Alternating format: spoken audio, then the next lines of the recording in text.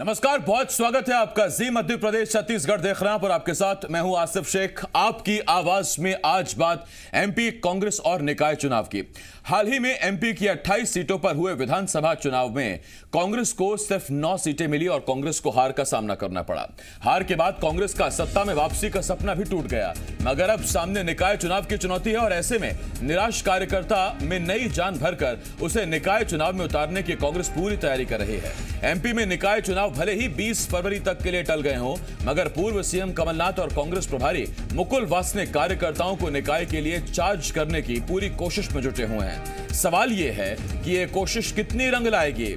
ऐसे ही कई सवाल हैं जिनके जवाब जानने की कोशिश करेंगे। एक खास पैनल भी हमारे साथ जुड़ेगा। तो सबसे पहले महंगाई और किसान समेत कई मुद्दों को लेकर कांग्रेस प्रदेश भर में आंदोलन चलाने जा रही है। भोपाल में कमलनाथ के नेतृत्व में कांग्रेस के विधायकों और जिला अध्यक्षों की आज बैठक हुई, जिसमें नगरीय निकाय चुनाव की तैयारियों को लेकर चर्चा की गई। बैठक में शामिल नेताओं के मुताबिक महंगाई और किसान आंदोलन की वजह से बीजेपी ने नगरीय निकाय चुनाव की तारीखें आगे बढ़ाई हैं। बैठक में आज किसान आंदोलन, महंगाई और बढ़ती बेरोजगारी को लेकर प्रस्ताव पास किया गया। तय किया गया कि 5 जनवरी से 15 जनवरी के बीच पार्टी प्रदेश भर में धरना प्रदर्शन और आंदोलन करेगी। पूर्व सीएम कमलनाथ का कहना है कि सरकार नगरीय निकाय चुनाव से डर रही है। उनका कहना है कि आज किसान और नौजवान समेत सभी वर्ग परेशान हैं। ऐसे में देखते हैं कि सरकार कब तक निकाय चुनाव टालेगी। नगरीय निकाय के चुनाव को टाला है। कांग्रेस पार्टी ऐसा मानती है कि जितना संतोष मध्य प्रदेश में और देश में केंद्र की सरकार और मध्य प्रदेश की सरकार से है, जिस तरीके से किसान आंदोलन जोर पकड़ रहा है और जिस तरीके से मूल्य वृद्धि हुई है पेट्रोलियम पदार्थों में, गैस की रसोई गैस में जो वृद्धि हुई है, उस सब को देखते हुए असंतोष है जनता में और हार के डर से भारतीय जनता पार्टी की सरकार ने चुनाव टाले। आंदोलन का प्रस्ताव पारित हुआ है। ये पूरे समय अब कांग्रेस सड़कों पर रहेगी, आंदोलन करेगी। बढ़ती हुई बेरोजगारी, बीजेपी ने जो वादा किया था कि हम जो शिक्षित बेरोजगार हैं उनको रोजगार देंगे, किसानों के साथ अन्याय अत्याचार हो रहा है वो कहीं से भी कंट्रोल नहीं है। इस तरह के हमारे 5 प्रस्ताव पास किए गए हैं। सरकार डर रही है चुनाव कराने में, जनता का सामना करने में। आज सब जगह किसान तरसते हैं, नौजवान तरसते हैं, व्यापारी तरसते हैं और जानते हैं कि क्या परिणाम होंगे। कब तक टालेंगे? हम तो तैयार हैं चुनाव के लिए। बैठक में प्लानिंग भी बनी है कि जनता के बीच कांग्रेस जाएगी। हाँ बिल्कुल, हम अपनी पूरी इस चुनाव को जितनी गंभीरता से लेना है उतनी गंभीरता से हम लेंगे। भोपाल में बीजेपी की प्रेस कॉन्फ्रेंस हुई, जिसमें प्रदेश प्रभारी मुरलीधर राव, प्रदेश सह प्रभारी पंकजा मुंडे और प्रदेश अध्यक्ष वीडी शर्मा मौजूद रहे। इस बैठक में कोर ग्रुप और जिला अध्यक्षों की बैठक में लिए गए फैसलों के बारे में बताया गया। मुरलीधर राव ने कहा कि बीजेपी राजनीतिक रोड मैप बनाएगी, जो कमियां हैं उसे दूर किया जाएगा, हर बूथ पर बीजेपी को मजबूत किया जाएगा। बीजेपी ने कहा कि किसान संवाद के जरिए घर घर जाकर किसानों से बात की जाएगी।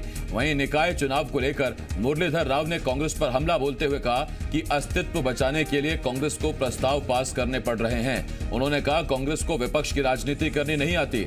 मुरलीधर राव ने कहा कांग्रेस में सिर्फ 2 सीनियर नेता बचे हैं जिनका कोई भविष्य नहीं, जबकि बीजेपी में युवा नेता हैं जिनका भविष्य है।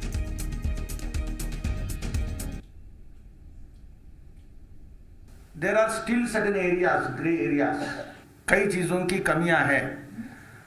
वो सब कमियां सामाजिक दृष्टि से, कई ऐसे छोटे छोटे तबके हैं जहां अभी भाजपा मजबूत होना शेष है।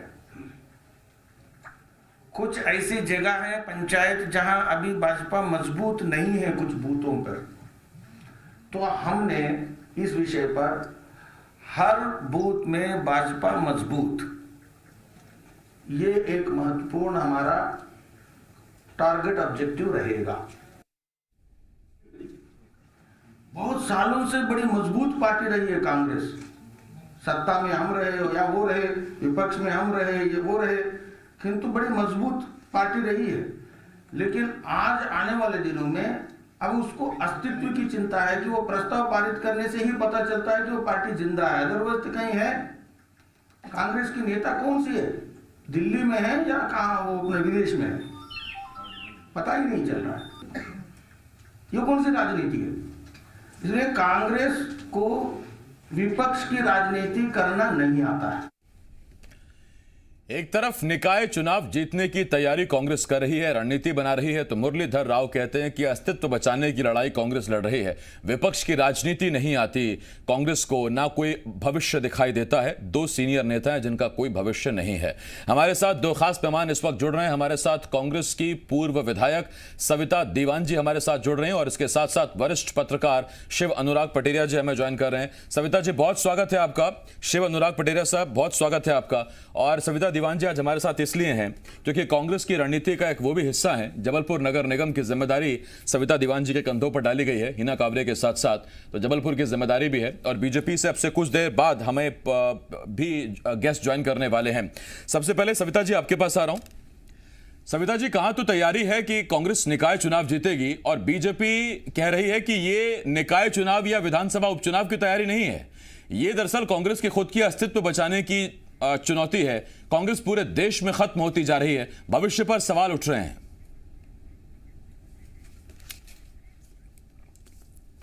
देखिए, निकाय चुनाव को जनवरी फरवरी 2021 में हो जाना चाहिए था।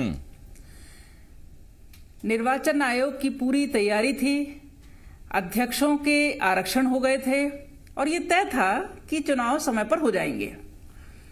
लेकिन जैसे ही सरकार को और भारतीय जनता पार्टी को यह एहसास हुआ कि प्रदेश की जनता और देश की जनता नाराज है भारतीय जनता पार्टी से, प्रदेश में जिस तरीके से चोरी से सत्ता ली गई है उसके कारण भी प्रदेश के लोग नाराज हैं। आपने जो वादे किए हैं, आपकी जो पिछले 10 महीने से सरकार चल रही है, उसका जमीनी स्तर पर कोई भी परिणाम देखने को नहीं मिल रहे हैं। किसान बुरी तरह परेशान है और आप चाहे जितने भी छद्म लुभावने वादे कर लें और सैकड़ों सभाएं कर लें, फिर भी किसान आपके साथ सहमत नहीं है। पिछले दिनों आपने पेट्रोलियम पदार्थों के दाम बढ़ाए, रसोई गैस के दाम 100 रुपए 50 रुपए करके 2 बार अभी बढ़ गए हैं। ये सब जनता को मालूम है और सरकार को इसकी सूचना है। सरकार का इंटेलिजेंस है जो ये बता रहा है कि जनता नाराज है और इस कारण से आपने चुनाव टाल दिए, स्थगित कर दिए और अगले दो बातें बहुत अहम है सविता जी। ये दर्शाता है कि सरकार के इंटेलिजेंस की जो गोपनीय रिपोर्ट है वो कांग्रेस के हाथ लग गई, सविता जी के हाथ लग गई। और दूसरी बात, ये सीधे तौर पर सरकारें कब से तय करने लगी कि चुनाव अभी होगा कि नहीं होगा?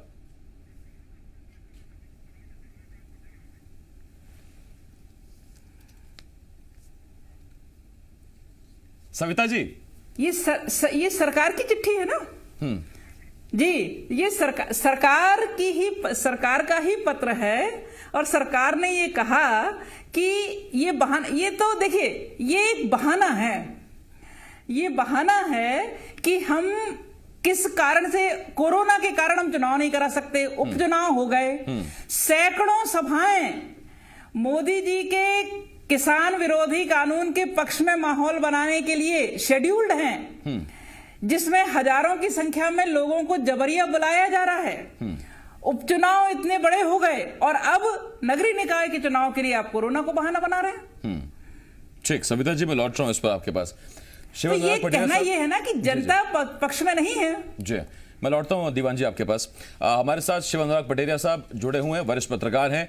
पटेरिया सर आपके पास आ रहा हूं और पहला सवाल सीधा ये, देखिए चुनाव आयोग तय करता है कि चुनाव होने हैं कि नहीं होने हैं, लेकिन उसमें सीधा सवाल जो कांग्रेस उठा रही है वो ये तर्क दे रही है कि जब इन्हीं हालातों में और इससे बदतर हालातों में मध्य प्रदेश में उपचुनाव हो सकते हैं तो फिर निकाय चुनाव क्यों नहीं हो सकते? कांग्रेस के इस तर्क में और तथ्य में दम है। दरअसल अगर इन हालातों में आप बाई इलेक्शन करवा सकते हैं तो निश्चित तौर पर नगरीय चुनाव को टाला नहीं जाना चाहिए। मेरे खुद समझ के परे सारी चीजें जा रही हैं और मुझे लगता है कि भारतीय जनता पार्टी और राज्य सरकार ने टाइम वेनिंग प्रोसेस के तहत इन इलेक्शंस को आगे बढ़ाया है। ये क्यों बढ़ाया है? कोरोना तो सिर्फ एक बहाना है और मुझे लगता है इस कोरोना को के तर्क को एक अमली जामा पहनाने के लिए विधानसभा का सत्र भी जो 3 दिवसीय हो रहा था उसको भी स्थगित कर दिया गया है। सबसे बड़ी बात है कि कोरोना काल में छत्तीसगढ़ विधानसभा का सत्र हो रहा है, मध्य प्रदेश में 28 विधानसभा क्षेत्रों के चुनाव हो चुके हैं, तो कारण कुछ और नजर आता है। भाजपा के लोग बता सकते हैं या दूसरे लोग बता सकते हैं, लेकिन मैं एक सिर्फ ऑब्जर्व कर सकता हूं, एक टाइम गेनिंग प्रोसेस है और एक मेरा आकलन है कि राम मंदिर निर्माण के लिए धन संग्रह का एक अभियान, बड़ा अभियान 2-3 महीने चलने वाला है। उसको लेकर भारतीय जनता पार्टी सतर्क है, सजग है और उसको लगता है कि इस अभियान के जरिए ना सिर्फ दान मिलेगा बल्कि भाजपा को एक राजनीतिक समर्थन भी मिलेगा, एक माहौल खड़ा होगा और उसके बाद विधानसभा माफ करिएगा नगरीय क्षेत्रों के चुनाव होंगे तो भाजपा को आशातीत सफलता प्राप्त होगी, ऐसा भाजपा का मानना हो सकता है। ऐसा है कि नहीं है, लेकिन मुझे लगता है कारण कुछ और है, गिनाया कोई और कारण गया है लेकिन कारण कोई और है। लेकिन एक बात मैं आपसे कहना चाहूंगा, कांग्रेस को खुद मैदान में उतर के चीजों को संभालना चाहिए, लेकिन वो कांग्रेस ठीक से कर नहीं पा रही। सबसे बड़ी दिक्कत हो रही है, कांग्रेस सभाएं करती है, भोपाल में करती है, मैदान में उतर के उसको जिस तरह से काम करना चाहिए, मुझे लगता है संविदा दीवान जैसे जो नेता है उनको और जैसे लोगों को मैदान में उतर के काम करना चाहिए। देखिए कांग्रेस के नेताओं मुझे लगता है सिर्फ भोपाल और दिल्ली में प्रेस कॉन्फ्रेंस करने, बड़ी सभाएं करने से कुछ नहीं होने वाला है।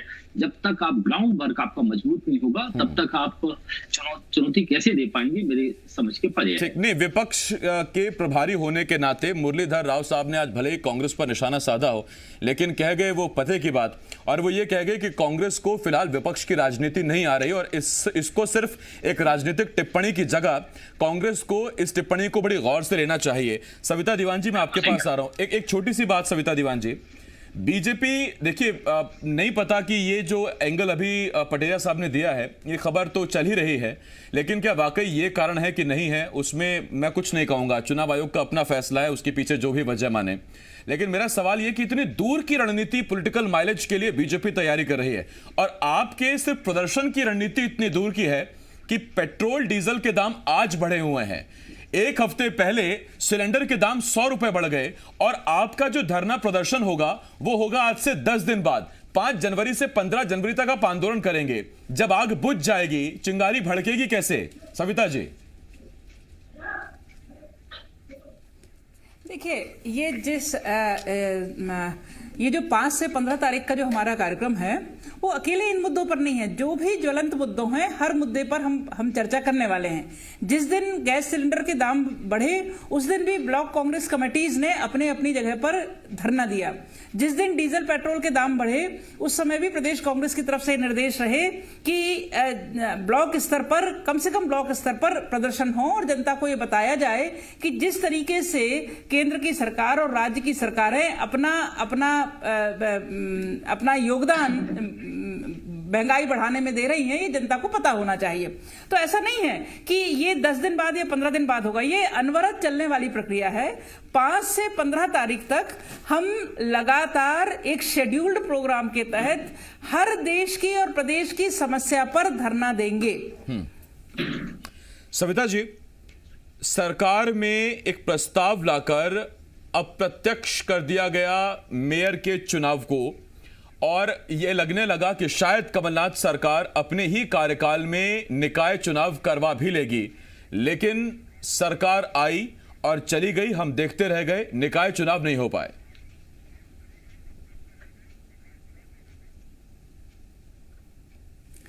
देखिए पहले भी निकाय चुनाव, क्योंकि जिस तरीके से सरकार गई ये सब आप जानते हैं, और उसके बाद क्योंकि कोरोना आ गया, लेकिन ये सच था कि हमारे हिसाब से भी शेड्यूल होना था, वो अप्रैल मई में निकाय चुनाव होना था।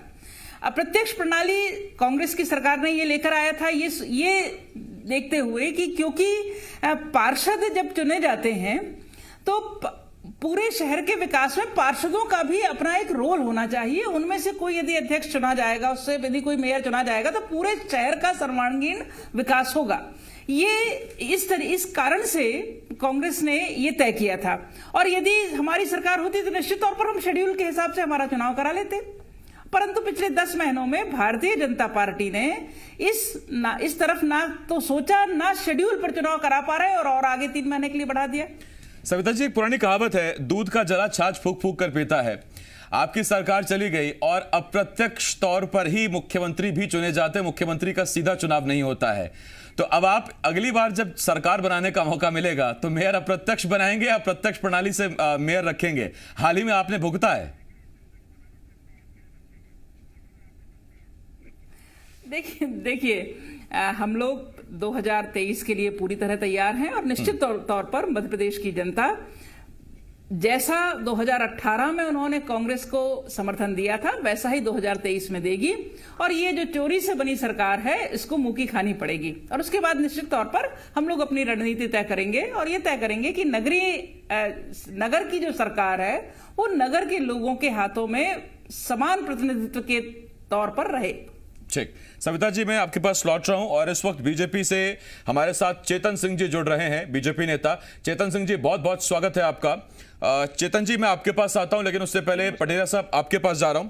और पटेरा साहब, निकाय चुनाव में कांग्रेस की तैयारियां, सरकार रहते हुए निकाय चुनाव में किसी सत्तारूढ़ दल की दावेदारी का दम कुछ और होता है और विपक्ष के नाते दावेदारी कुछ और होती है।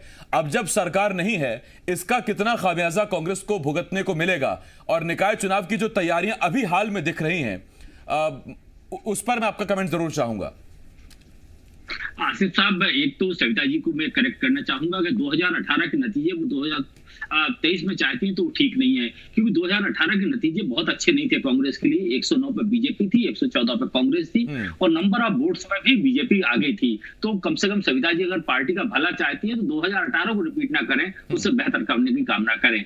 दूसरी सबसे बड़ी बात है कि अगर आप सत्ता पक्ष में होते हैं तो नगरीय क्षेत्रों में आपको बढ़त मिलती है। ये मध्य प्रदेश का अब तक का इतिहास है। ये 1956 से लेकर जो भी सत्ता पक्ष में होता है, उपचुनाव और नगरीय चुनाव और पंचायत चुनाव, इसमें अक्सर वो पार्टी बढ़त हासिल करती है। अक्सर, मैं ऐसा नहीं कह रहा हूँ, हमेशा ऐसा होता है कि अभी राजस्थान में ग्रामीण क्षेत्रों में कांग्रेस ने बीजेपी ने बढ़त हासिल कर ली, लेकिन शहरी क्षेत्रों में कांग्रेस ने बढ़त हासिल कर ली। तो शहरी क्षेत्र और उपचुनाव में अक्सर सत्ता दल बढ़त हासिल करता है।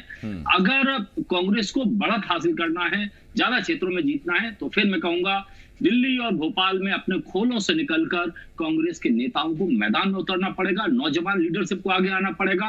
उस लीडरशिप को जो चुक गई है, जो अब अपना प्रदर्शन नहीं कर पा रही, उनको ये कहा जाए कि दर्शक दीर्घा में बैठाएं, मार्गदर्शक मंडल में ले जाएं या जो कुछ भी करें, लेकिन मुझे लगता है नौजवान नेतृत्व को मैदान में लाए बिना आप नगरीय चुनाव जीत पाएंगे, इसका मुझे शक है। ठीक, और मुरलीधर राव ने भी वही बात कही। देखिए, उन्होंने दो बहुत अहम टिप्पणियां की, एक पर हम जिक्र कर चुके हैं और दूसरा उसी युवा पीढ़ी और जो सेकंड बेंच को आगे लाने की वो बात कर रहे हैं। पता नहीं आज वो एक राजनीतिक विरोधी के तौर पर ये टिप्पणियां दे गए या वो एक एक्सपर्ट कोच की तरह कांग्रेस को सीख दे गए हैं। चेतन सिंह जी आपके पास आ रहा हूं। चेतन सिंह जी, कांग्रेस सीधा आरोप लगा रही है कि माहौल आपके खिलाफ है आजकल और इसी वजह से निकाय चुनाव का टलना आपके लिए मुफीद है, फायदेमंद है। देखिए, खिसियानी बिल्ली खंबा नोच रही है। अभी ताजे जख्मों से निकले हैं, शायद उभर भी नहीं पाए हैं और जिस प्रकार से एक अवसर मिल गया है इनको, ये अवसर कहां तक बुनाएंगे मुझे नहीं कह सकता। इनसे बेहतर संगठन भारतीय जनता पार्टी पर है, इनसे बेहतर पकड़ जनता पर भारतीय जनता पार्टी की है, भारतीय जनता पार्टी की सरकार की है, भारतीय जनता पार्टी के नेताओं की है। प्रदेश हो, देश हो, चारों ओर जनमानस भारतीय जनता पार्टी के पक्ष में। जहां भारतीय जनता पार्टी का कमल का फूल कभी खिलता नहीं था, वहां हम बहुमत के साथ नगरीय निकायों में लगातार बढ़त बनाए हुए हैं। किस आधार पर सविता जी कह रही है? सविता जी की सोच है। अभी वो कह रही थी कि हम बहुत बेहतर प्रदर्शन करेंगे, हम पिछले दरवाजे से आए। अरे भैया, उसके बाद लोकसभा हमने ही आपको हराया है 89 लाख मतों से। कहने से पहले कुछ तो तोलो, थोड़ा तो तोलो। नहीं ज्यादा तोल सकते हो, मुझे मालूम है, क्योंकि आलू से सोना बनाने का काम जो पार्टी करती है उसको ज्यादा हम उम्मीद नहीं कर सकते हैं। और कभी अपने गिरेबान में भी झांक करके देखो। आपके नेता अभी किसानों की बात कर रहे थे, किसानों के बिल की विरोध की बात कर रहे थे। अब चेतन जी, अगर मैं सविता जी के पास जाऊं तो मुझे मालूम है कि सविता जी सीधा यही सवाल पूछेंगे आपसे, वही सवाल मैं आपसे पूछ रहा हूं। उनका यह कहना है कि जब इन्हीं तरह के हालातों में विधानसभा के उपचुनाव हो सकते हैं और उतने ही मतदाताओं को करीब करीब निकाय चुनावों में वोट देना है, तो फिर कहां दिक्कत है? आसिफ जी, मैं आपसे बहुत ही शालीनता के साथ एक प्रश्न करता हूं। वो प्रश्न वैसे वस्तुतः कांग्रेस से होना चाहिए, क्योंकि आप हैं तो मैं आपसे ही पूछ रहा हूं। क्या आज सत्र को आरंभ नहीं करने में कमलनाथ जी और कांग्रेस के बाकी नेताओं की सहमति नहीं है? क्या मध्य प्रदेश बिल्कुल वाजिब सवाल है आपका कि क्या सिर्फ सरकार ने ही सत्र को स्थगित कर दिया? मैं समझ गया आपका क्या सवाल है और आप किस तरफ इशारा कर रहे हैं। आप अपनी बात पूरी रखिए, सविता जी से पूछूंगा मैं ये। चेतन सिंह जी, मेरा ये कहना है कि आपके नेता जो सदन में आपकी पार्टी का नेतृत्व करते हैं, वो क्या गलत है? क्या अगर वो गलत है तो सारे कांग्रेस के संगठन को, सारे नेताओं को इस विषय को अपने नेताओं के समक्ष रखना चाहिए कि हम जीती हुई बाजी क्यों हारना चाहते हैं या क्यों हार रहे हैं। मुझे लगता है कि जिस प्रकार से मध्य प्रदेश राज्य निर्वाचन आयोग ने सुप्रीम कोर्ट का जो एविडेंस लिया है, सुप्रीम कोर्ट ने जिस प्रकार से करेरा जो शिवपुरी की नगर परिषद उसको लेकर के जो जुर्माना इन पर निचली अदालत ने लगाया और उसका मामला ग्वालियर हाई कोर्ट में लंबित है, इन सारी बातों को लेकर के कहीं ना कहीं ये सारी बातें कोर्ट पर टाल दी है। अब कोर्ट को लेकर के मैं तो कोई टिप्पणी तो करूंगा नहीं, ये सविता जी या कांग्रेस कर सकती है, लेकिन ये सारी चीजें हम तो कह रहे हैं ना। आसिफ जी, एक बार आप इनसे भी पूछिए ना कि भारतीय जनता पार्टी सरकार में होने के बाद लगातार हमारे मंडलों के प्रशिक्षण हो रहे हैं, वर्गों पन्ना प्रमुख की हो रही है, हर बूथ पर पार्टी की इकाई काम करे, लगातार निरंतर जिले के सम्मेलन हो रहे हैं, पूरे मध्य प्रदेश भारतीय जनता पार्टी के जिले के नहीं, तो उसमें कांग्रेस का कहना है कि 5 से 15 तक ये भी ईंट का जवाब पत्थर से देने की तैयारी कर रहे हैं। अब हालांकि क्या तैयारी, मैं पूछ लेता हूं चेतन सिंह जी। सविता जी, आपके पास आ रहा हूं। सविता जी, 100 लोग जब विधानसभा में बैठने की व्यवस्था है तो उसमें दोनों दलों के बड़े नेता मिलकर तय करते हैं कि विधानसभा को स्थगित कर दीजिए, और मांग ये हो रही है कि निकाय चुनाव में मतदाता को आप आमंत्रित करिए वोट डालने के लिए। यानी जब विधायकों के बैठने की बात हो रही तो रिस्क नहीं लेना, लेकिन नगरीय निकाय चुनाव में जब मतदाता बूथ पर पहुंचेगा तो रिस्क चलेगा क्या? देखिए, ये एक बात मुझे बताएं कि पिछले 4 महीनों में और अभी जब भारतीय जनता पार्टी के केंद्रीय नेतृत्व ने यह तय किया कि जब किसानों का विरोध हो रहा है देश भर में, तो 8,000 सभाएं देश भर में होंगी। मध्य प्रदेश में सैकड़ों सभाएं होने वाली हैं, जिसमें ये जबरिया किसानों को बिठालकर लेकर आएंगे और सभाओं में अपनी बात कहेंगे। नहीं, ये तो ठीक है, मान ली भीड़ जुटाएगी बीजेपी। मैं तो पूछ रहा हूं कि क्या कांग्रेस की मर्जी के खिलाफ विधानसभा का सत्र स्थगित किया गया? देखिए, विधानसभा के सत्र में तो ये स्थिति आई कि विधानसभा के कर्मचारी 61 कर्मचारी संक्रमित पाए गए और विधायक संक्रमित पाए गए। इनकी क्योंकि कंपलसरी जांच हो गई, इसलिए संक्रमण लोगों को पता चल गया और इतने बड़े पैमाने पर संक्रमित लोग पाए गए। निश्चित तौर पर कोरोना से हम लोगों को डरना चाहिए और कोरोना का ध्यान रखा जाना चाहिए। जानलेवा बीमारी है। हर एंगल पर सवाल पूछूं, बहुत धन्यवाद आपका। लेकिन हाँ, इतना जरूर है कि निकाय चुनावों में किसका दम दिखता है वो जरा देखना होगा। शिव अनुराग पटेरिया साहब, बहुत धन्यवाद आपका। सविता जी और चेतन सिंह जी, बहुत धन्यवाद आपका हमारे साथ जुड़ने के लिए। एक छोटे से ब्रेक के लिए रुकना होगा, ब्रेक के बाद छत्तीसगढ़ का मुद्दा है, बहुत जल्द लौट रहे हैं।